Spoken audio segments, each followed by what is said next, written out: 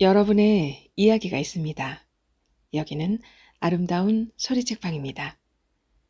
안녕하세요.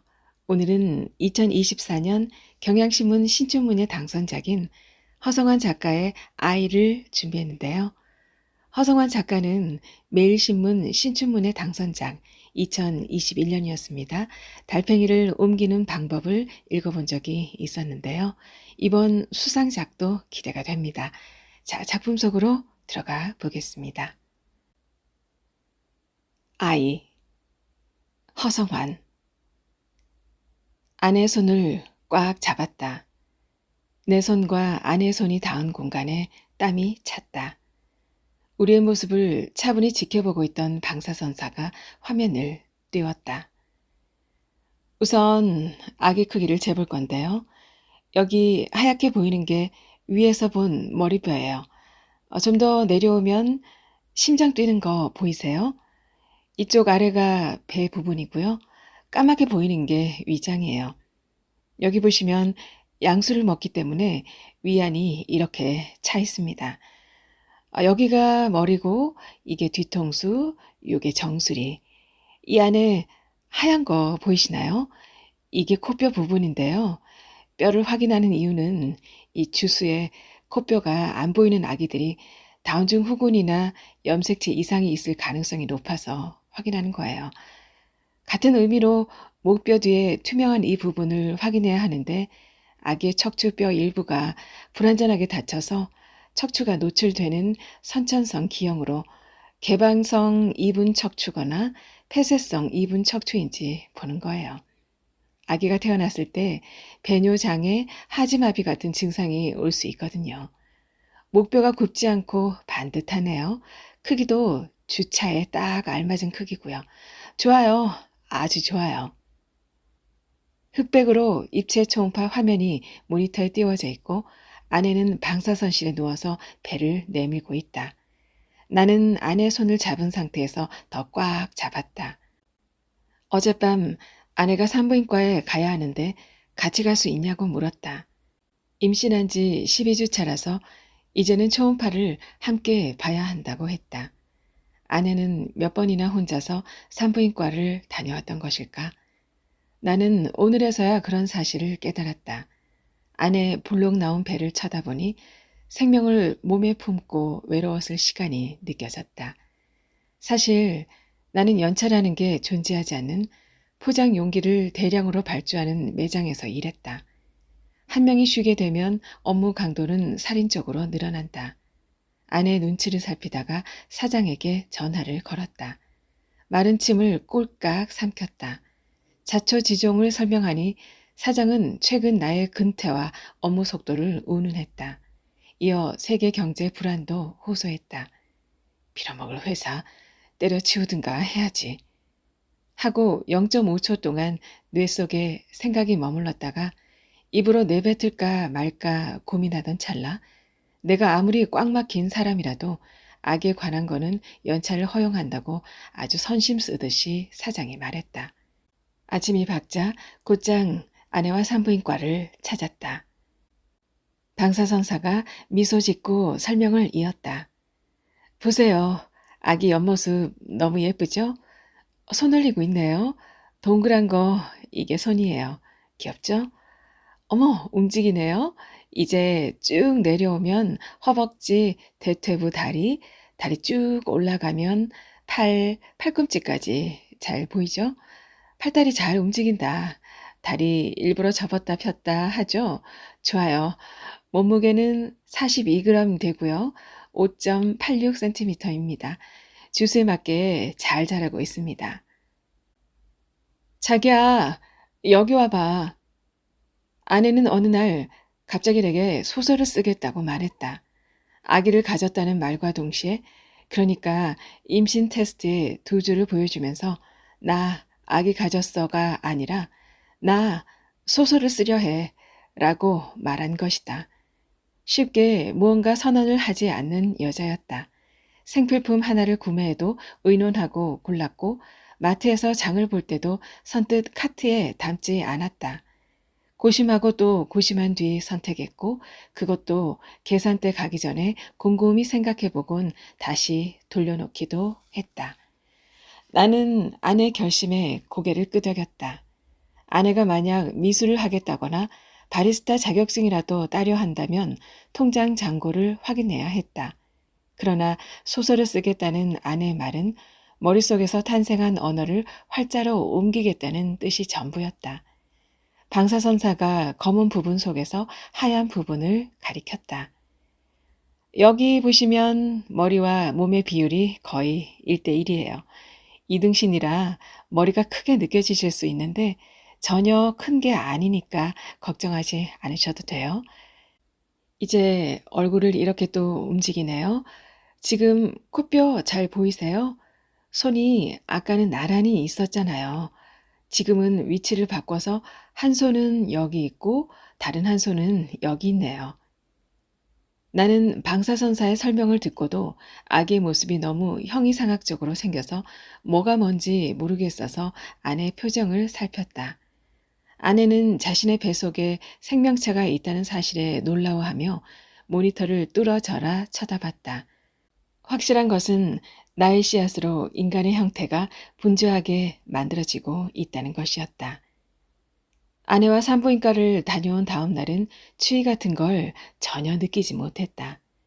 뉴스에서는 여태껏 없었던 무서운 한파, 강추위라고 전했지만 내 몸은 오히려 뜨거워졌다. 나는 밤마다 아내의 볼록 나온 배를 어루만지며 잠들었다. 그러면 체력이 거짓말처럼 회복됐다. 덕분에 새벽 일찍 방산시장으로 기꺼이 몸을 던질 수 있었다. 짐술에 배달 포장 용기를 1000개씩 싣고 서울 중구 을지로 일대를 누볐다. 바베큐 반찬, 국물, 실링 용기, 일식용 포장 용기가 200개씩 포개져서 한 번에 1000개 내지는 2000개까지 옮겼다. 빙판을 피해가며 배달 용기, 포장 용기가 필요한 매장으로 부지런히 제품을 날랐다. 아내가 점심시간에 내게 전화를 걸어 자기 뭐해? 하고 물으면 나는 목장갑으로 화면을 잠시 터치하고 한쪽만 꽂은 이어폰으로 힘차게 대답했다. 지금 투명 도시락 2200개와 위생 스푼 1200개, 24온스 아이스컵 600개를 옮기고 있어. 방산시장에는 손수레를 끌거나 오토바이를 타고 물건을 배달하는 사람이 반인데 나는 데시벨이 꽤 높은 남자여서 때때로 주변의 이목을 집중시키기도 했다. 그런 남편을 둔 아내가 어젯밤 펜을 들었다. 그래서 뭘 쓸 건데? 아내는 의자에 관해서 쓴다고 했다. 의자? 무슨 의자? 당신이 앉을 의자. 설마 내 일터에 대해서 적는 건가? 40대 더벅머리 남자가 하루 만에 그만둔 곳. 막노동 현장에서 제법 굴렀다는 양반이 오전에 일하더니 오후에 바람보다 더 빨리 사라졌다. 잠시 쉴 의자는 없습니까? 손술에 족발집 테이크아웃, 전자레인지 전용 뼈 해장국 용기 4,600개의 포장 용기를 싣고 이동하던 나와 마주친 남자가 물었다. 나는 아주 당연하다는 듯이 의자 같은 건 없다고 했다. 현장에서 일하는 나는 의자의 필요성을 못 느꼈다. 아니, 정확히는 의자에 잠시 앉아서 쉴 시간을 주지 않으니 의자가 있어봤자 무의미했다. 하루에 적게는 28만 개, 많게는 42만 개까지 포장 용기를 배달해야 하는데 창고에서 물량을 꺼내서 옮기는 작업이 주된 일과였다. 포장 용기가 진열된 1층은 손님들이 용기의 사이즈나 감촉, 재질을 알기 위해 마련된 전시용 매장이었고 2층이 가건물을 올려서 발주, 회계 등의 서류 작업을 하는 공간이었다. 사무직 직원이 2명에서 3명 있었다. 2명에서 3명이라고 하는 이유는 아무리 사무직 직원이라도 화장실이 다 부서지기 직전에 가벽에 판자를 덧대어 만든 재래식 화장실이었기 때문에 아무래도 1명 정도는 들어왔다가 나갔다를 반복하는 것 같아서였다. 오직 2층 사무직들만 의자가 있었고 나머지는 매장과 창고만 오가기 때문에 의자가 없었다. 의자가 없기 때문에 출근 시 지하철에 서 있게 되면 체력은 더 빨리 고갈된다. 오전에 근무하면 근무 테이블이 내려오는데 방산시장 곳곳의 지하 창고로 이동해서 오후에 배송할 목록대로 필요한 용기를 찾아서 옮기고 배송을 위한 포장을 했다. 피곤해서 커피 한 잔이라도 마시려 하면 의자가 없으니 당연히 테이블도 없어서 용기가 쌓인 박스를 2개나 3개 정도 포개서 그 위를 테이블처럼 썼다. 현장 직원들은 그 행동을 비참하거나 부당하다는 생각보다 박스로 테이블을 만들었으니 머리가 좋다, 현명하다, 역시 사람은 도구를 써야 해 라는 생각을 하는 것 같았다. 공교롭게도 그건 나도 마찬가지였다. 방사선사가 다시 말을 이었다. 그러니까 여기가 뇌 척수가 있는 공간이고 양쪽으로 물이 많이 차 있는지 확인할게요. 머리 살짝 뒤쪽을 보시면 땅콩 모양으로 뇌가 잘 발달되고 있는지 확인할 수 있어요. 아주 잘 형성되고 있어요. 이게 눈의 수정체고 지금은 아기가 눈을 뜬 게 아니고요. 원래 렌즈가 이렇게 보여요. 이게 정면, 이마, 코 위치 아시겠어요? 그중에서 코와 입은 세모난 게 코인 거 보이실까요? 저희가 입부분을 보는 것은 언청이라고 해서 입술 갈라졌는지 확인하려고 하는 건데요. 초음파로는 확인이 어려워 나중에 태어났을 때 확인한답니다. 자기야, 일어나. 아내는 주말에 기절한 듯이 자고 있다가 일어난 내게 다짜고짜 바보냐고 벙어리냐고 물었다. 왜 의자를 달라고 말하지 못하냐고.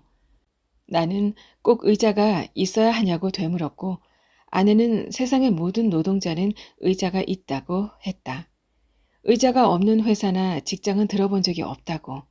자신도 계약직으로 시청에 근무했었어도 의자가 있었고 식당이나 편의점 아르바이트 해도 의자가 있지 않느냐고 내게 따지듯이 물었다. 아니, 거의 울먹이듯이 말했다. 나는 괜찮다고 했다. 의자가 없어도 된다고 했다.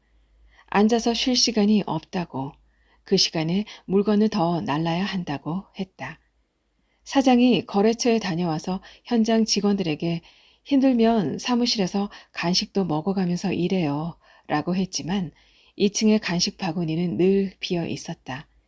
직원들끼리 나무 합판 위에 커피 믹스나 초코파이 등을 놓고 먹으면서 아, 언제 그만두지?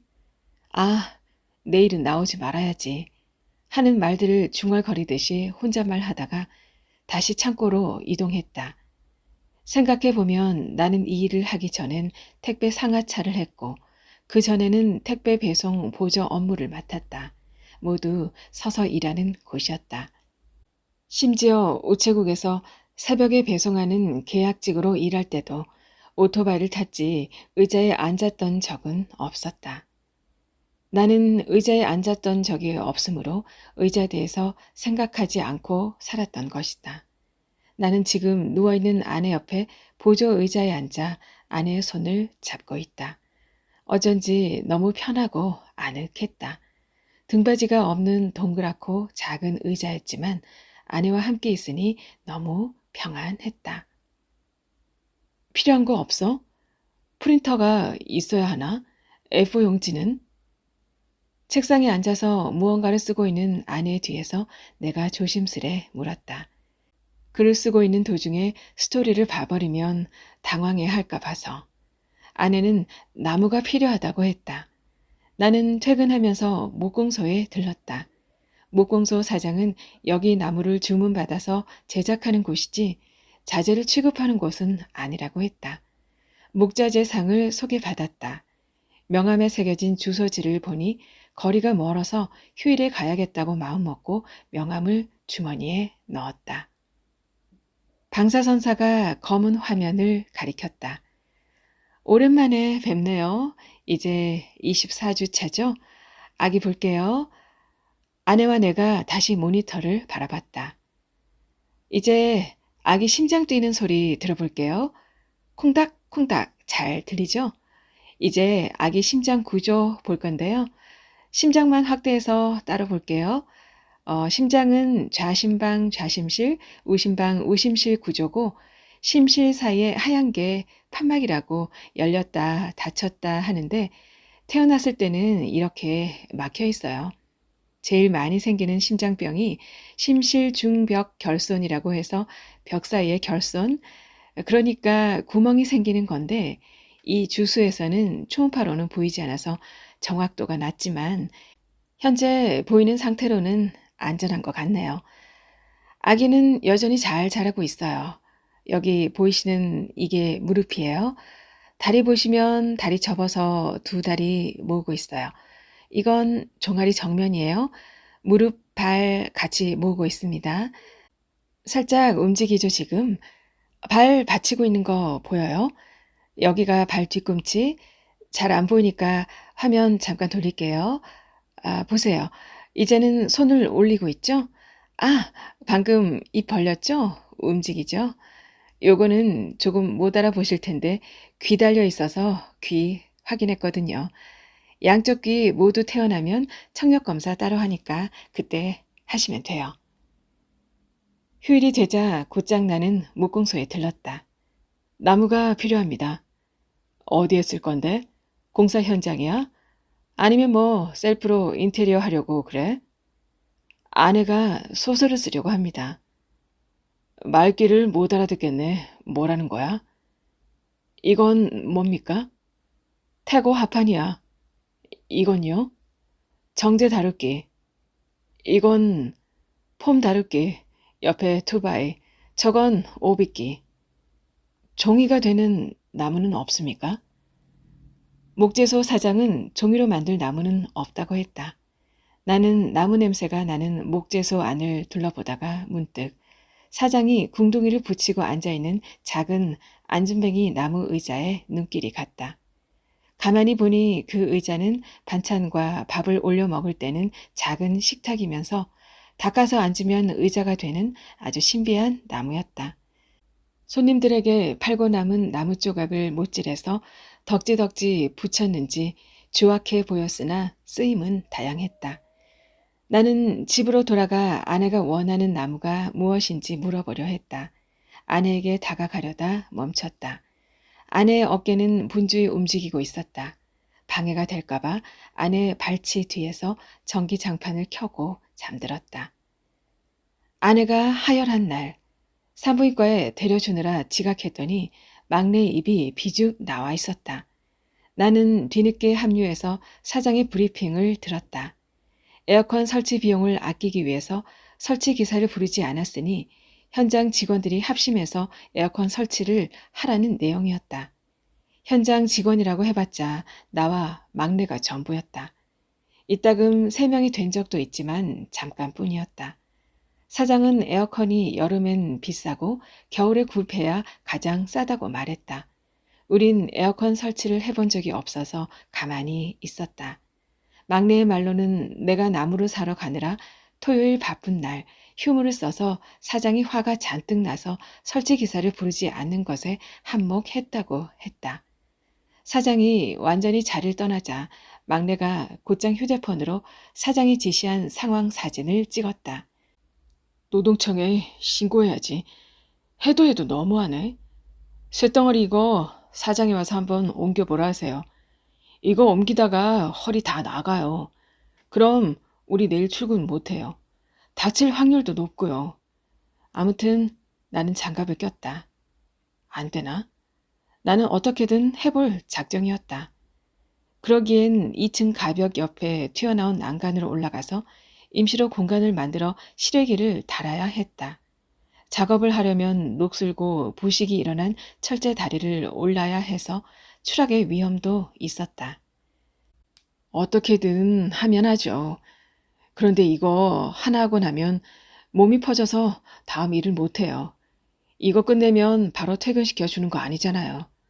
설치기사 일을 대신하는 건데 이거 했다고 그만큼 보수를 주거나 그 반이라도 주는 거 아니잖아요. 구시렁거리는 소리가 매장 안까지 들렸는지 매장 문을 열고 사장이 나왔다. 야, 너는 직원이고 나는 사장이야. 사장이 근무 시간에 일을 시키는데 그게 잘못된 거야? 어? 이것과 상관없는 일이잖아요. 야, 임마. 에어컨을 다 같이 시원하게 쐬기 위해서 내가 돈 들여서 샀고, 그걸 설치하는 건데 이게 상관없는 일이야? 난 직원들의 복리후생을 생각했다고. 복리후생이요? 에어컨은 원래 있었어야 했어요. 그리고 사실 에어컨은 우리랑 상관이 없어요. 솔직히 저희는 사무실에 가서 쉬는 시간이 없잖아요. 내년 여름까지 일할 수 있다는 보장도 없고. 게다가 우리는 의자도 없잖아요. 앉아서 쉬는 것 자체가 없는데. 나는 막내를 말렸다. 괜히 나에게 불똥이 튀면 생활비와 월세 마련하기가 힘들어진다. 국가에서 임신 바우처로 산부인과 진료비를 지원해 주고 있지만 나와 아내의 삶은 그것만으로는 역부족이었다. 결국 우리가 작업해야 했다. 모든 일이 끝나고 나니 막내와 나의 옷은 사우나에 다녀온 것처럼 땀 범벅이 되어 있었다. 막내의 말대로 우린 에어컨을 쐴 시간이 없었다.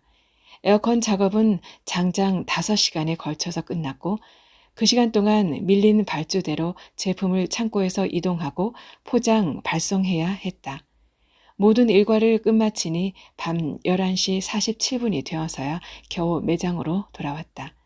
사장을 보니 의자에 앉아서 한가로이 발톱을 깎고 있었다. 수고했어 하는 말도 없었다. 막내와 나는 밖으로 나와서 투덜거렸다.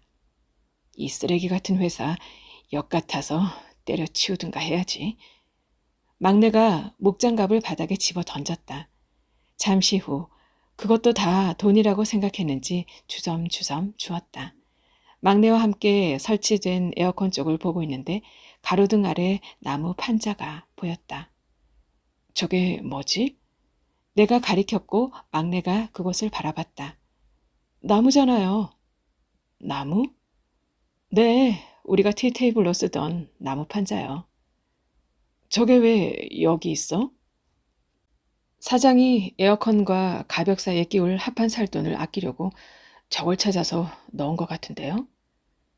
결국 저기에 안 맞아서 떨어졌구나. 그렇죠.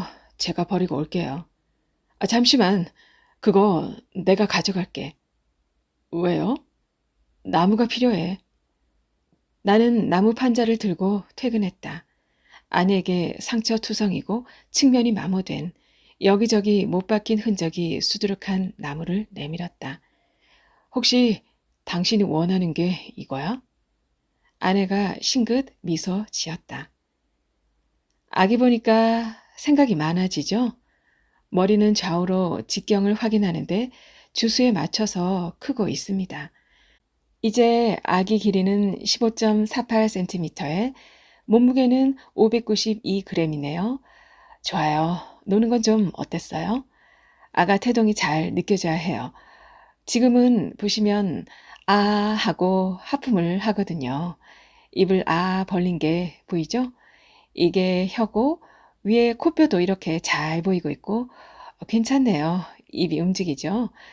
그러면서 양수도 먹고 하니까요. 매일 태동은 잘 느껴보셔야 해요. 요렇게 보시면 여기가 아기 배고 이 안에 이게 위가 보이는 거예요. 양수를 잘 삼키고 있어서 위도 확인이 되는 거고 여전히 건강하네요. 다시 방산시장. 사장의 브리핑을 들으니 일이 더 늘어났다. 오전에 창고에서 포장용기 48,000개를 이동해야 했는데 위생젓가락, 수저, 종이 빨대, 포장지가 겹쳐지면서 어마어마하게 무게가 나가게 되었다. 포장지 40박스를 넘게 옮기고 허리가 아파서 잠시 박스 더미에 앉았다. 드디어 에너지를 충전하는 시간 2분 정도 되려나? 단 한 번도 완충된 적 없다. 막내가 한숨을 쉬었다. 형, 사람은 로봇이 아니에요. 업무 강도를 높이면 다음날 효율이 더 안 나와요. 딱 이거 여기서 여기로 옮기는데 1시간 걸리니까 9시간이면 다 옮기겠지 하고 일을 주면 안 된다고요. 갑자기 왜 그래? 오늘은 그렇게 빡세지도 않는데. 이거 끝나고 창고 정리하래요. 아, 또 허리 나가겠네. 그래도 그나마 제가 버티는 게 사장님이 직원 한 명 더 뽑는다고 했으니까. 알바몬에 공고 내렸던데. 진짜요? 아, 우리가 열심히 일했더니 사람도 구하지 않아도 된다고 믿는 것 같아요. 미치겠네, 진짜. 아니, 이럴 거면 택배 상하차 하지. 월급으로 따지면 여기가 더 적은데. 막내와 나는 무거운 발을 이끌고 창고로 이동했다. 창고로 들어갈 때 숨이 콱 막히는 느낌이 들었다. 정리가 제대로 되지 않아 혼잡한 지하 창고에는 먼지와 습기로 퀴퀴했다. 분명히 일주일 전에 창고를 정리했던 것 같은데 정리한 창고의 물건을 모두 다른 창고로 다 옮기라는 지시였다. 이 창고라는 것이 물건이 몇십 개 있는 게 아니라 몇백 아니 몇천 개가 넘는 것들로 개당 19kg의 제품들로 가득 차 있다. 나는 박스를 들었다. 묵직한 무게가 온몸에 전달됐다. 박스를 손수레로 옮기면서 아내를 생각하고 아내 몸속에 있는 아기도 생각했다. 박스를 움켜쥘 때 소나기에 힘이 들어갔다. 코너를 돌거나 박스 더미가 쌓인 복도를 지날 때 박스의 양쪽 측면을 신생아 받들듯이 들며 앞으로 나아갔다. 지렛대의 원리를 이용할 수 있는 구간은 얼마 되지 않는다. 복도를 지나며 19kg의 박스를 들지만 림보 자세로 지나가야 할 때가 많다. 그리고 이 작업을 시작하면 몸이 절대 식지 않는다. 물건의 무게는 택배가 허용하는 기준에 맞춰져서 20kg이 조금 안 되게 정해졌기 때문이다. 다르게 말하면 무조건 19kg 이상의 박스를 든다는 것이었다. 배송을 위해 트럭에 실을 때에는 트럭에 적힌 적재량을 무조건 넘겨서 보냈다. 나와 막내는 1시간 동안 쉬지 않고 일하다가 이마에 맺힌 땀을 장갑으로 닦았다. 사장님, 왜 이러냐? 왜 옮긴 걸 또 옮기라는 거야? 형, 진짜 몰라요? 사장님이 이 창고를 비우는 것도 더 싼 창고로 옮기려고 하는 거예요. 더 허름하고 낡은 곳이잖아요. 여기가 면적은 넓은데 월세를 훨씬 싸게 받거든요.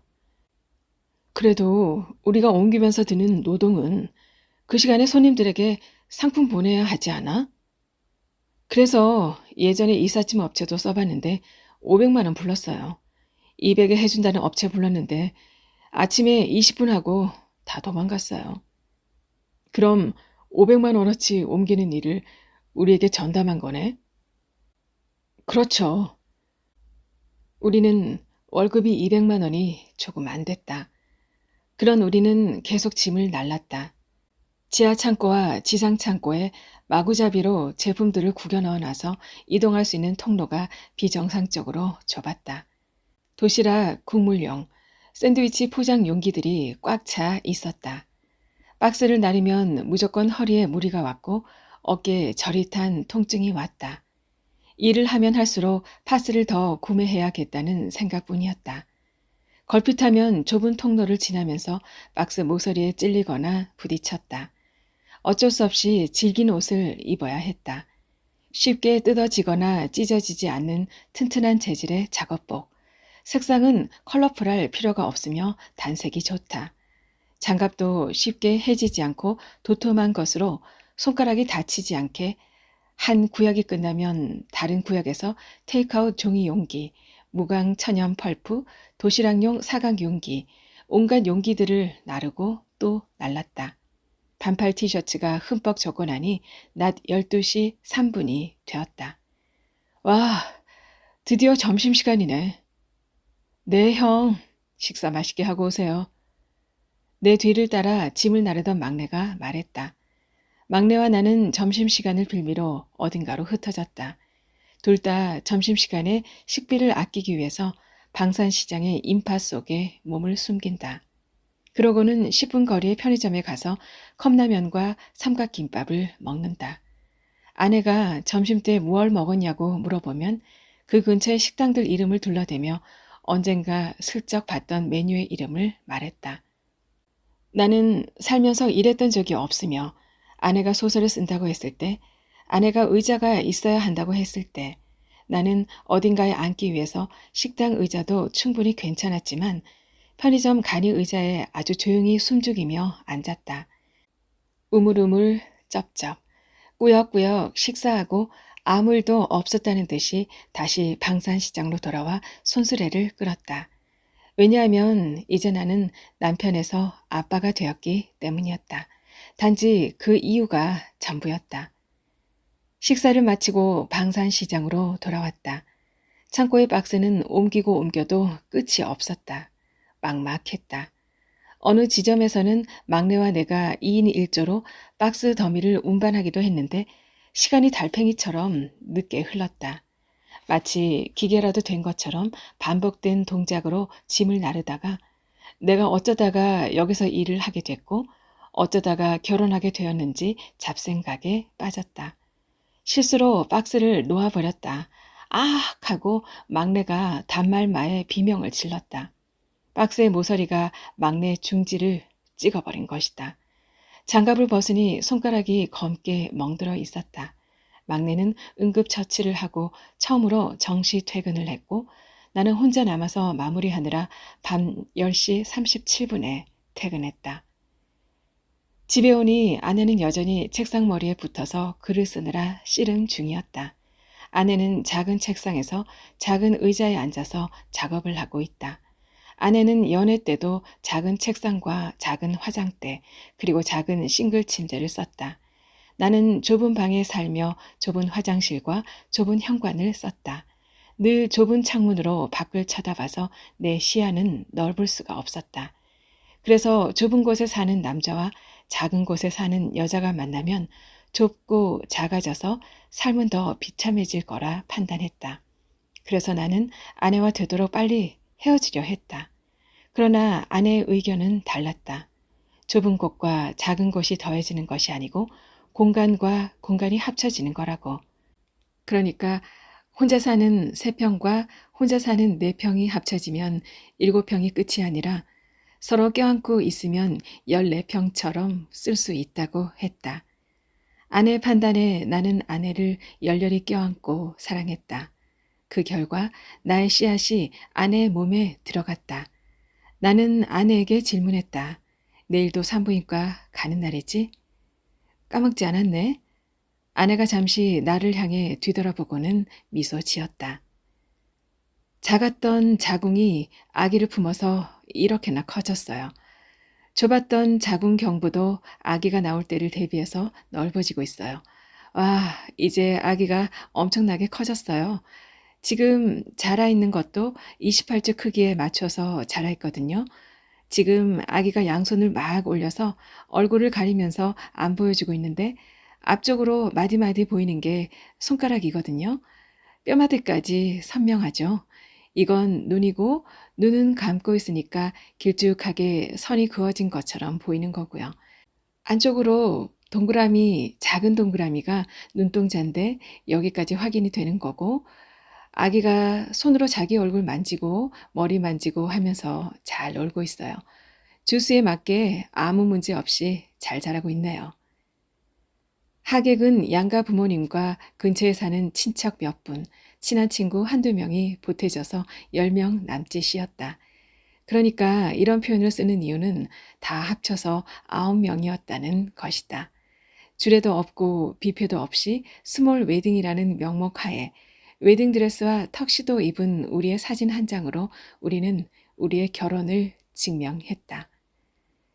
반차를 쓰고 출근하니 막내의 손가락에 괴사가 왔다. 젠장, 막내가 처음 뱉은 말이자 오후 내내 한 말의 전부였다. 나는 미안해하면서도 내 손이 저리지 않아서 속으로 다행이라고 생각했다. 울먹이는 막내에게 커피를 사줬지만 막내는 입에 대지도 않고 입을 열었다. 형, 제가 총대 맬게요. 제가 사장님에게 잘못된 것들 말하고 때려치울게요. 형도 도망가요. 다른 곳에 가요. 어딜 가도 여기보단 좋을 거예요. 거래처에서 만나는 사람마다 그래요. 어? 또 사람 바뀌었네? 그게 무슨 말이겠어요? 나는 여기에 남겠다고 했다. 새 직장을 구하는데 일주일이 걸린다 치자. 나는 그 일주일의 급여도 중요해. 그런데 요즘 일이 쉽게 구해져. 한 달이나 두 달 동안 구직 활동해야 할지도 모르는데. 난 여기서 버틸게. 함께 힘이 되어주지 못해 미안해. 막내는 박스 더미에 걸터 앉아서 고개를 떨어뜨렸다. 우리는 고졸이고 토익 점수가 없었다. 그래서 우리는 의자가 없어도 아무렇지 않은 척하며 살아야 했던 것이다. 나는 막내가 그만둬도 일주일이나 늦어도 한 달 뒤에 이곳에 다시 돌아올 것을 확신했다. 땀 범벅이 되어 돌아온 막내와 나에게 사장은 요즘 경기가 어려워졌다며 퇴근 전 브리핑에서 여기서 어쩌면 한 사람을 잘라야 할 수도 있다고 했다. 녹초가 된 몸을 이끌고 집에 돌아왔다. 먼지투성이가 된 몸으로 아내를 껴안았다. 샤워하고 돌아와서 아내의 볼록한 배를 매만졌다. 온기가 느껴졌다. 어떻게든 하루를 버티고 내일을 살게 하는 힘이 무한대로 뿜어져 나왔다. 할 수 있어. 내가 다짐했다. 아내는 아기가 발길질도 하고 기지개도 켜면서 이따금 우리에게 잘 살아 있다며 신호를 보낸다고 했다. 보란 듯이 막내가 결근한 날 나는 미친 물량을 소화해야 했다. 1분 1초도 쉴 수 없었다. 철제 사다리를 세워 새 박스를 안으로 구겨놓고 제품을 꺼낸 흔적이 있는 개봉된 박스를 앞으로 내뺐다. 그 중간에 제품 박스를 넣었더니 5분 14초가 걸렸다. 시간을 체크하는 것은 단순 노동 한 번의 시간을 계산하고 비정상적인 작업량을 원할 경우 반박하기 위해서였다.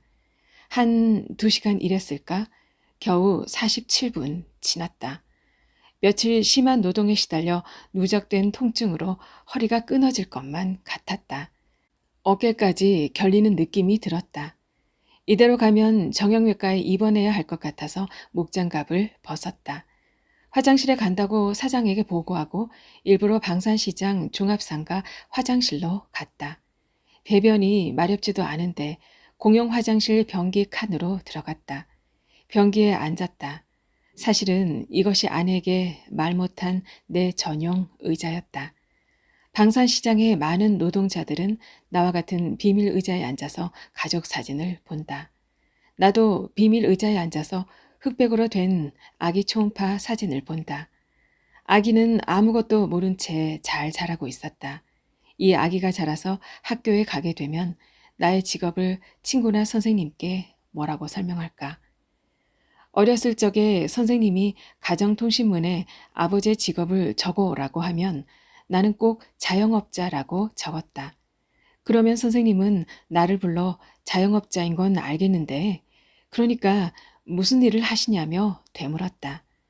나는 잘 모르겠어요. 또는 그냥 인테리어업이요. 중에서 선생님의 표정이 서늘하면 전자, 온화하면 후자를 골랐다.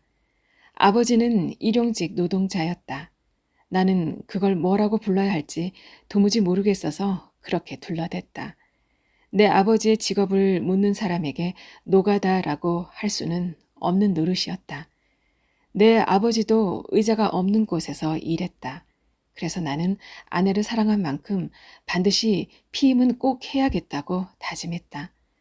하지만 우리는 좁은 집의 작은 침대에서 틈만 나면 사랑을 나눴고 한겨울 반지하 7평짜리 집에서 서로의 온기를 더했다. 전기장판은 자주 고장났지만 서로의 손을 꽉 잡는 일만은 잊지 않았다. 그러니까 나는 아내를. 어디야? 어디서 뺑이 치는 거야? 사장이었다. 나는 황급히 화장실에서 물을 내리고 나왔다. 내 옆 칸에서 절름발이 비닐우 상의 남자가 딸과 통화하면서 나왔다. 그 옆 칸에서 외파리 지업사 사장이 아들에게 카톡을 보내면서 나왔다. 목형, 아크릴, 금박, 한지, 철물, 정밀 직원들이 번갈아 가면서 화장실 변기에 앉기를 기다리고 있었다.